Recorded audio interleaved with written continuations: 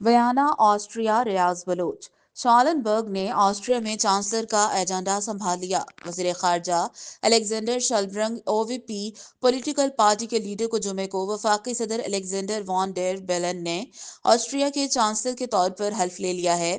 सदर Austria von der बेलन ने कहा कि वो वफाकी हुकूमत तक सबसे तवील अरसे तक रहने वाले रुकन को दफ्तर सौंप रहे हैं। अगली हुकूमत के हल्फ उठाने तक शेलब्रंग कार्ल नेहमर ओवीपी की जिम्मेदारियां संभालेंगे, जिन्होंने नई हुकूमतें बनाने के लिए मुख्तलिफ पॉलिटिकल पार्टियां जिनमें एसपीओ और नो यूज एनईओज के साथ अपनी पार्टी के इत्तेहादी मुज़ाकरात नाकाम होने के बाद इस्तीफा दे दिया था।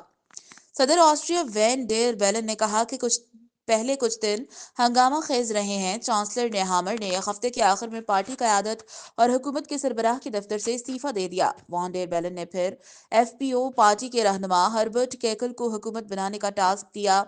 शेलनबर्ग अब दूसरी बार कायम मकाम चांसलर हैं। वो पहले ही मजमूई तौर पर 8 बार हल्फ उठा चुके हैं। शेलनबर्ग ने बदउनवानी के इल्जामात के बाद साबिक चांसलर सेबास्टियन क्रेस ओवीपी के इस्तीफे के बाद अक्टूबर से दिसंबर 2021 तक चांसलर के तौर पर कदम रखा।